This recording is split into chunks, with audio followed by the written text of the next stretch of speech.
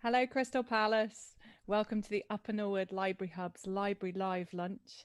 This is a place to share positive and useful information, maybe find out about the community in more depth and keep us all connected during this time. So my guest today is Caspar Kennerdale, who is the instigator and director of Clear Community Web. Caspar, it's lovely to have you. Thanks for joining us. Hello. Hi. Tell us a bit about Clear Community Web. What is it and who is it for? I mean, Clear Community Web it's a social enterprise that's been running initially out of the library for just over a year, and we kind of help older people, vulnerable adults and carers kind of develop their digital skills. Part of that is kind of helping them kind of overcome anxiety, but be a bit more confident about the things that they've kind of either been gifted or given or just can't work out how to use. But also we provide critical kind of one-to-one support. So in the library, when we were open, that was kind of, you know, helping people recover things like passwords, getting access to old accounts, essential form filling, and just kind of making them you know, guiding them through the quagmire of kind of notifications and, you know, lots of different things.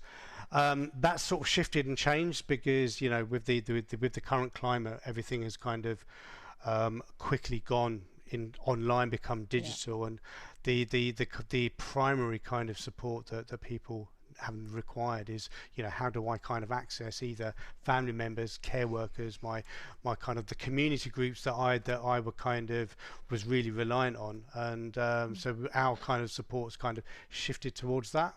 And it's been very interesting because what we kind of found was that actually with a little bit of a push, people were actually quite, the moment they kind of saw their friend or their family member or their on that other side, even though they were kind of dubious, the kind of the that light bulb moment kind of came back, which was really nice.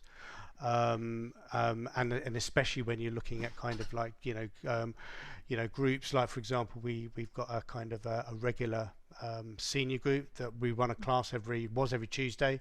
Now it's every Wednesday, and we had a class of between 8 and 10 people that kind of come down each week. We kind of we do various activities, exercises. I kind of get them to kind of talk a little bit about the things that they're interested in, just to try and stimulate some kind of interest. And all kind of credit, within a week, it took a lot of phone calls, a lot of kind of encouraging, pushing and pulling and yanking, but that first week we did a class.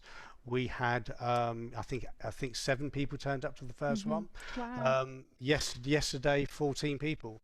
Amazing. Yeah, no, it was absolutely brilliant because and it's become as much, the format's changed. It's less about you know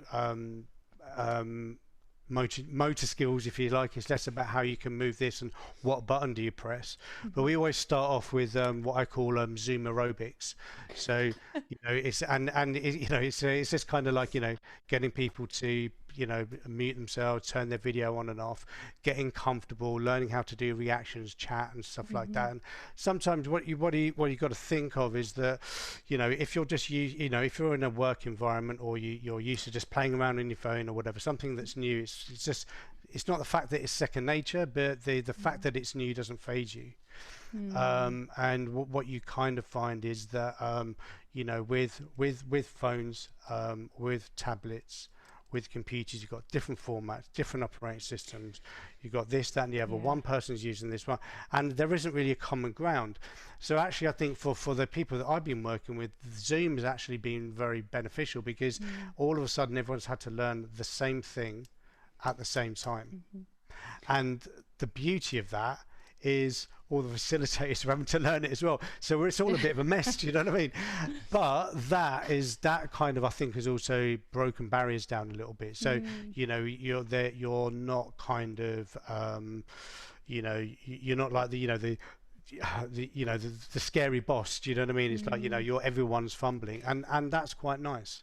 And I mean, literally everybody is having to learn how to use new technology very fast, aren't they? It's absolutely across the board. Well, absolutely. So, I mean, I've been running these. I call them managing Zoom managing meetings. Basically, and the idea is these were really geared for people trying to, well, who may be looking to manage sort of larger groups. So and or interested in some of the other features, or just wanting to practice without the fear of kind of messing up. So and the type of people that we've had on those courses have been people in local schools who now want to suddenly facilitate large classes. We've had the people from Norwood Forum who recently started to do their first online town hall type meetings. Wow. We've had ESOL teachers and so on and so forth. So it's been a wide range, and the whole thing about those classes and all the classes that I do, it's really hands-on. It's like rolling your sleeves up, get clumsy, let's press some buttons, twiddle with all the knobs. It's not like this kind of stale webinar type format. So and the thing about the managing meetings, which I think is quite, just do it a different way. So I kind of set the meeting up almost not to fail, but basically people experience the rough side of it. So so it's like, okay, so we start thinking about, okay, well, if you're going to facilitate, you need a bit of crowd control. At what point does that crowd control creep in? At what point do you need a co-host? And then what we do is kind of like experience what a breakout room is. If you haven't experienced it, but you like the idea, there's no way that you can kind of you can't practice that with your people either. So You also can't practice it on your own or with just yeah, two of you, can you you? know exactly. So I think like, you know, so I mean we've got we've I've had I think so we've run six of those. I could try to keep. We've had about 60 people book, and when it's free, obviously not everyone, but there's Mm. been about 45 that have turned up to those, You know, and I wish that we'd had this as choir leaders. I don't know if that's a market you've sort of tried telling this information to, that you've got these classes, because it would be so useful for us as choir leaders. We're all kind of learning it by accident as we well, go. I mean, I think the largest, so I guess the largest user group, if you like, have been ESOL teachers, funnily enough, Hmm. Okay. and counsellors, Okay. who have also had to very quickly turn around their, you know, their modus operandi to kind Hmm. of offer an online counselling. And what Yeah. difference is it? What difference does that bring to their service? Which kind Mm. of leads me on to a kind of a what I found thought was an interesting point, because, you know, on one hand we've had this kind of, you know, I guess my bit of the pie is I try to help people become more comfortable with technology. The thing we have at the library is that trying to reach out to people, to be not so much to Mm. be inclusive, but to reach out to the people in need, and Hmm. finding those little pockets of people. And Hmm. what you find is that, you know, those that you know, maybe perhaps socially isolated, maybe you know you know, maybe sort of suffering depression or sort of other anxiety and stuff, you know, actually, you know, coming out the door and climbing up to the Hmm. top of the hill is not actually as, you know, as straightforward as we seem to think it, Mm. as we seem to think it is. It, you know, it Hmm. can be, you know, it's a thing of its own, a social, you know, a social experience. Hmm. With Zoom, funnily enough, and this almost is a kind of a contradictory, I'm now starting to find that I'm able to kind of reach out to some of those pockets of people. And so, you know, with the Mm. older people's class, for example, we've got, you know, we've doubled in size, and 50% of those are kind of literally new people. Well, I Um, suppose the thing is, it's not really a choice anymore, is it? It's yeah, for some people, it's going to be, if you want to actually see your family for several months, you're going to have to connect with technology, because that's the only way you can do it. yeah, yeah. So it's maybe less of a personal preference choice than it used to be. No, absolutely, and I think again with Zoom, it kind of comes back to that point of, because we're all having to learn it together. In some respects, there's something that's quite nice about it, and what I do see with that then is that because of that, all of the classes, whether it's choir, whether it's, you know, ESOL classes, chair-based exercise, whatever it is, it's all happening now on Zoom. So Hmm. actually, you're not teaching, so you're, you know, that's just the modus operandi. So Hmm. what's quite nice is then you're using this kind of tool and device to kind of, you know, yes, we can participate together, we can do some stuff, but actually, do you know what, here's some other things that you want to do. Mm. So, you know, in the classes we spend as much, I've spent quite a lot of time with the senior class anyway, kind of, you know, showcasing and signposting to things in the local community Mm. that they may not have seen. Amazing. So if you think about, you know, a group of residents that haven't left their house for last 12 weeks, to now suddenly see photographs of that ridiculous queue outside Sainsbury's, it's mental. Mm. Do you know what I mean? It's like, you Yeah. know, but actually, so I went around, took loads of pictures of things like that, took of the you know, the coloured circles Hmm.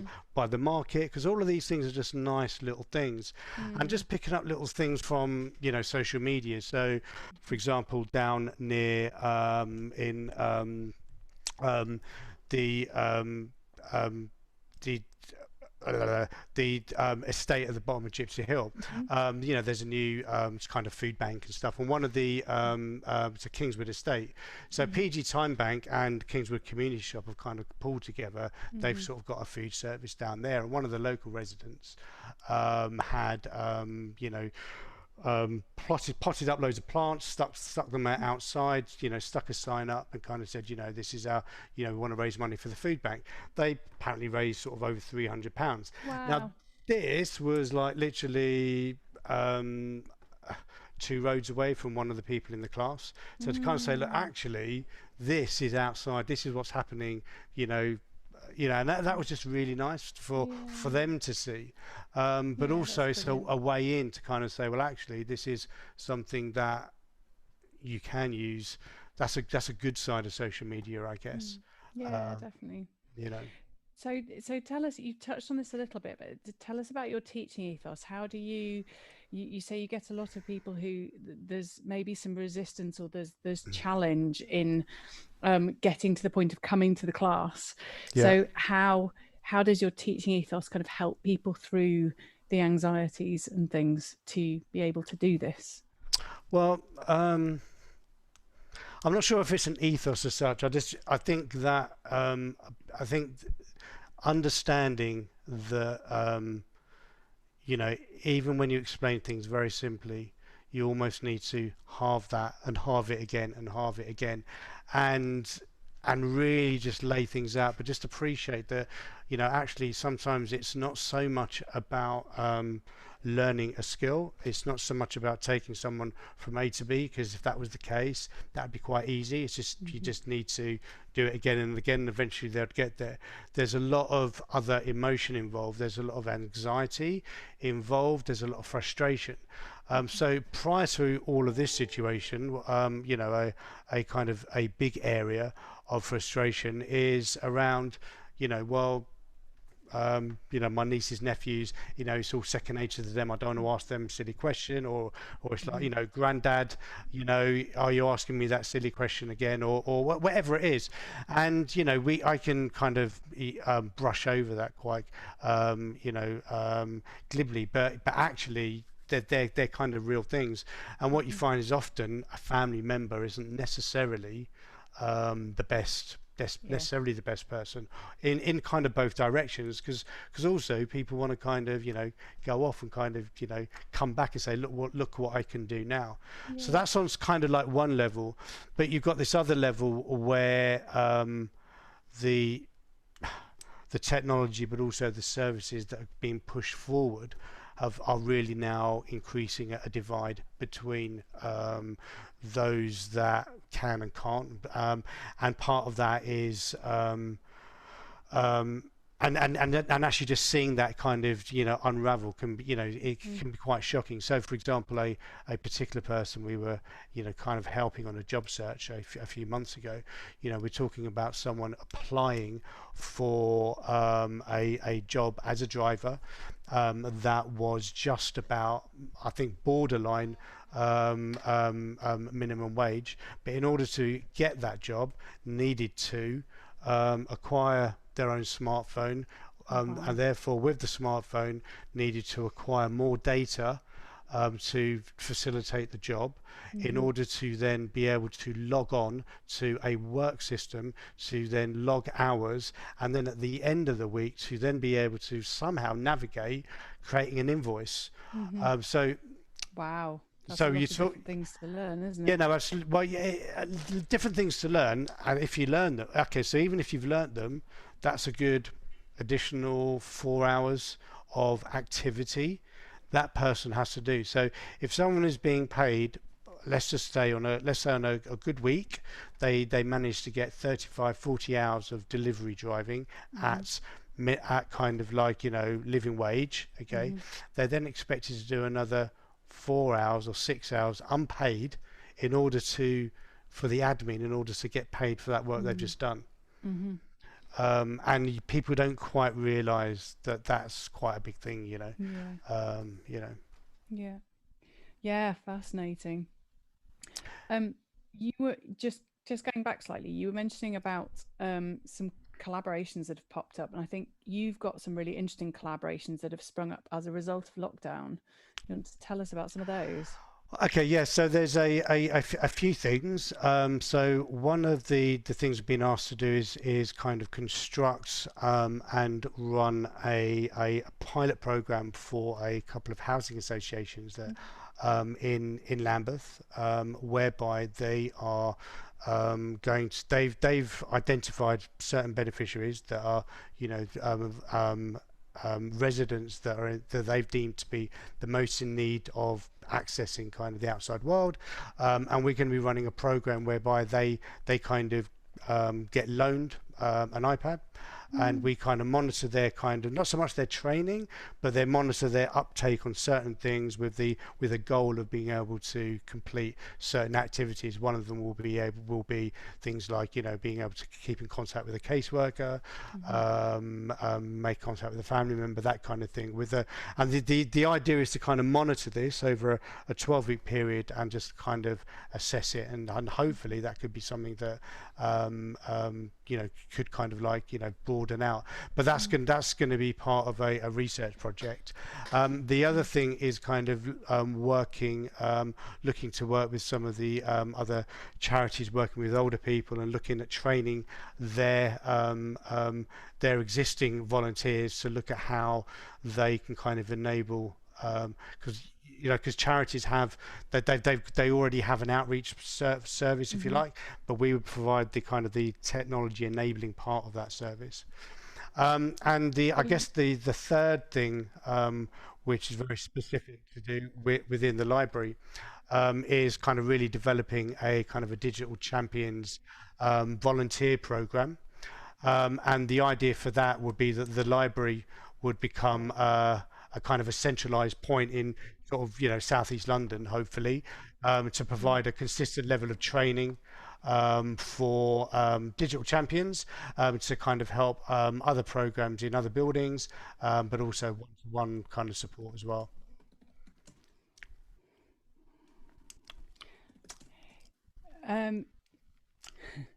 Brilliant. So there's lots and lots of opportunity going on there. That's great. And you're part of the All Alone Together project in the library. Yeah. So I mean, I guess my part in the All Alone Together is also to try to capture as many voices from the local community that I've been speaking to, and what I'm quite keen to do is to kind of find some of those voices and memories that are kind of less obvious. So I'm quite keen to try and tap into perhaps some of the hostels, some of the assisted living outfits, some of these people wander in and out of the library, and I've kept in contact with a few of those, and I think that kind of voice, I think we need as part of a reflection of Crystal Palace 2020. Yeah, it's going to be fantastic to have your help on that as well, and sort of the collaboration between our different elements on this project. Yeah, definitely. I think it's going to be brilliant. Definitely. So we're sort of getting towards the end of our time. So, Okay. are there any other projects that are on at the moment that you'd like to tell us about? Not specifically. I mean, there's lots of kind of planning, plotting, scheming, and all the rest of it. What I would like to say is that I think over the next few weeks, we really want to try and develop now a proper kind of volunteering program. Be looking for kind of help and assistance on that. We will be starting to do, and we have in a few tests of kind of outreach with sort of safe, kind of a safe help with people's, those residents that have been locked in at doors, but we're now able to kind of go out there and kind of help them on their doorstep safely. So we're looking to do that, and really looking to extend the kind of the one-to-one support across Croydon, Lambeth and Southwark, and just sort of in the process of getting all of the ducks lined up for that. Brilliant. Okay. Fantastic. So I guess the thing is now, how can people get in touch? So if I guess there's lots of different things there. There's your regular classes that you've got going, and there's also looking for volunteers. So what's the best way for people to get in touch? Well, I mean, there is. I mean, we do have a Facebook page, but I guess the website is the best place: www.clearcommunityweb.co.uk, or by email. So that's Caspar@clearcommunityweb.co.uk. Brilliant. Thanks Okay, very much. thank you. Just to let you know, so I've got Helen and Joe were on the Facebook feed and have just said hello to you in the Oh, last few minutes. hey, So that's fab. brilliant. Thank you so much for coming to have a chat with us. Okay. It's brilliant. I'd very much encourage people to get in touch with you if they want some help with how to do things. And I really wish that I'd known you were doing kind of how to use Zoom before I started trying to do online choirs. Yeah, That would have been really, really helpful. brilliant. So thank you very much. Okay, thank you. Brilliant to talk to you. Just moving actually back slightly to this All Alone Together project, which Caspar and I are both involved with. This is a new project being started by the Upper Norwood Library Hub. So we have a certain amount of Arts Council funding for this new project, which has several strands. And the immediate strand that we would love to get the community involved in fact, we can't do it without getting the community involved, is that we are starting what is basically going to become an audio time capsule. So we're looking for people to take a short survey initially to tell us about your experience of the last few months. So how has COVID-19 and this situation affected your life, your work? There's a very short survey on the Library Hub website, which is www.uppernorwoodlibraryhub.org. And if you go onto that, it will come up on the first page. You see All Alone Together. There's a short survey there. The follow-up to this is that for anybody who's interested, I would like to interview you. I imagine it will take a bit longer, but to really talk through some of your experiences, and that will then be edited down into a short audio time capsule, which will be available at some point for people to listen to in the library. It might be used as a podcast. It might form the basis for some theatrical projects later on. But so basically at the moment we need people to come and tell us about their experiences. So if this is of interest, please do go to the Library Hub website and fill in the short survey. It won't take more than 10 minutes maximum.